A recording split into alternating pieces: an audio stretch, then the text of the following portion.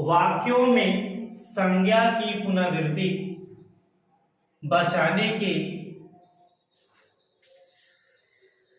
लिए संज्ञा के स्थान पर जिन शब्दों का प्रयोग किया जाता है वे सर्वनाम कहलाते हैं।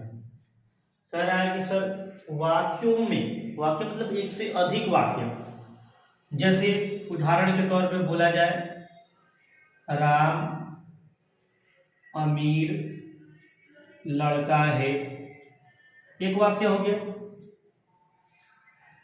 इसमें और वाक्य राम के पिता गरीब किसान है, दूसरा वाक्य हो गया। लिखिए, देखिए हम लिख देते हैं राम के पिता गरीब किसान है और राम उन्हें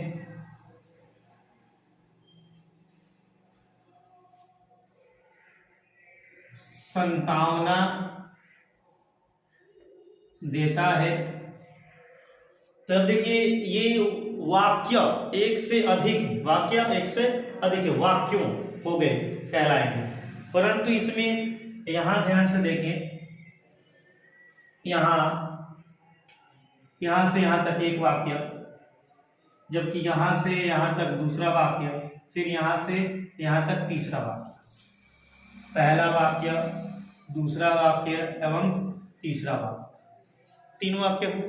परंतु सबको अगर जोड़ दिया जाए तो ये एक बड़े वाक्यों के रूप में हो जाएंगे। किसके रूप में हो जाएंगे? वाक्यों के रूप में। परंतु ये वाक्यों तो कहलाएंगे और देखने में भी ठीक देख रहे हैं, पढ़ने में भी ठीक है, परंतु जब पढ़ रहे हैं तो इसको थोड़ा अजीब लगेगा पढ़ने में। जैसे कहूँ राम अमीर लड़का है, राम के पिता गरीब किसान है और राम उन्हें संतावना देता है, तो सब में राम आ रहा है ना राम। तो इस राम की पुनरावृत्ति को रोकने के लिए, राम की पुनरावृत्ति को रोकने, पुनरावृत्ति का मतलब बार बार आना है। तो राम तो तीनों वाक्यों में आया, तो ये सुनने में थोड़ा भद्दा अटपटा लगता है। तो इसलिए हम क्या करते हैं कि राम को हटाकर उसकी जगह को कोई अन्य शब्द लगा दे जो राम को ही बोध कराए। जैसे मैं कहूं राम अमीर लड़का है और यहां पर लगा दिया जाए उसके पिता, राम तो रहेगा ही, परंतु राम के स्थान पर हम क्या लगा दे, उसके लगा दे, उसके। तो ये जो उसके आ रहा है, उसके पिता, राम के स्थान पर क्या लगा दे, उसके पिता किसान है, और यहां पर राम को हटाकर क्या लगा दिया जाए, वह लगा दिया जाए। तो वो देखिए अब यही वाक्य सुनने में सुंदर लगेगा, अर्थात अटपटा नहीं लगेगा। राम अमीर लड़का है और लगाना चाहते थे उसके पिता गरीब किसान है और वह उन्हें संतावना देता है। तो यहाँ पर उसकी और वह आया, ये क्या है, उपयुक्त सर्वनाम है। तो यह वह और उसके राम के लिए आया, तो राम के लिए यह उपयुक्त सर्वनाम कहे जाएंगे, क्योंकि राम बार बार इस सेंटेंस में क्या हो रहा था, पुनरावृत्ति हो रहा था। पहले सेंटेंस में राम आया, दूसरे में भी राम आया, तीसरे में भी राम आया, परंतु हम इसी को बार बार आने को रोक कर उसकी जगह पर हम अन्य शब्द इस्तेमाल किए, उसके, वह, तो ये क्या कहलाएगा, सर्वनाम कहलाएगा। क्लियर? जैसे मैं शिक्षक हूं, मैं, उदाहरण के लिए मैं शिक्षक हूं, तो मैं अर्थात मेरा नाम, हम ऐसा भी लिख सकते थे कि मनु शर्मा एक शिक्षक है? तो मनु शर्मा की जगह पर क्या इस्तेमाल किया गया, मैं।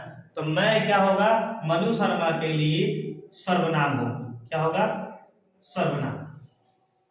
वह खेलता है, जिस सामने कोई है, मोहन है, मान लीजिए आपका लड़का है, अगर एक मोहन खेलता है, उसके जगह पर मोहन न लगाकर हम क्या लगा दे, वह खेलता है, तो मोहन के लिए वह क्या हो जाएगा, सर्वनाम हो जाएगा। जैसे आपका नाम श्याम है, आपके भाई का नाम आपका नाम श्याम है और आपके भाई का नाम महेश है, और तीसरा कोई व्यक्ति है, आप दोनों खेल रहे हो, तो तीसरा आप कहेगा कि तुम लोग खेल रहे हो, तो तुम लोग राम और श्याम के लिए लगा, तो राम और श्याम के लिए एक अन्य शब्द चुन लिया गया तुम लोग, तो तुम लोग है राम श्याम के लिए क्या हो जाएगा, राम श्याम के स्थान पर तुम लोग आ गया, और तुम लोग ये क्या करेगा, सर्वनाम का कार्य करेगा। क्लियर है? तो आप तो लगभग समझ गए होंगे कि सर्वनाम क्या है। तो वाक्यों में संज्ञा की पुनरावृत्ति को, एक ही शब्द को बार बार आने से बचाने के लिए हम क्या करते हैं, सर्वनाम का प्रयोग करते हैं। तो अभी आपने देखा आगे कह रहा है कि सर्वनाम का कोई अपना अर्थ होता है क्या, तो बोलेंगे बिल्कुल सर्वनाम का अपना अर्थ होता है। तो कह रहा है कि सर्वनाम का क्या अर्थ, तो अर्थ होता है सभी का नाम, सभी का नाम, या फिर जो शब्द सभी के नामों, सभी नामों या संज्ञा के लिए प्रयोग में आवे वे सर्वनाम कहलाते हैं। सभी का नाम, ठीक। सर्वनाम संज्ञा का प्रतिनिधि माना जाता है, संज्ञा का प्रतिनिधि माना जाता है मतलब उसके बराबर का। जैसे मान लीजिए मैंने कहा गीता, तो गीता के बदले मैं यहीं से कह सकता हूं वह, कह सकता हूं ना, तो वह जो है गीता के लिए आया तो काम तो चला दे रहा है ना, गीता को यह भी डिनोट कर रहा है।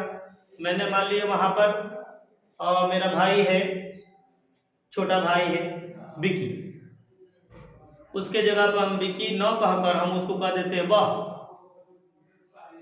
तो काम चल गया वह कह के। तो इसलिए हम कह सकते हैं कि प्रतिनिधि, याद रखेंगे सर्वनाम संज्ञा क्या क्या माना जाता है, प्रतिनिधि माना जाता है। अब आते हैं संज्ञा के भेद। कई बार वो पेपर्स में पूछ लिए जाते हैं, एनुअल पेपर्स या फिर टेस्ट पेपर्स वगैरह में पूछ लिए जाते हैं कि सर्वनाम के कितने भेद होते हैं।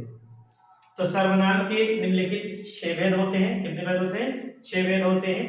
पुरुषवाचक सर्वनाम, निजवाचक सर्वनाम, निश्चयवाचक सर्वनाम, अनिश्चयवाचक सर्वनाम, प्रश्नवाचक सर्वनाम, संबंधवाचक सर्वनाम। तो ये 6 भेद होते हैं और इनको हम याद कर लेंगे। ओके।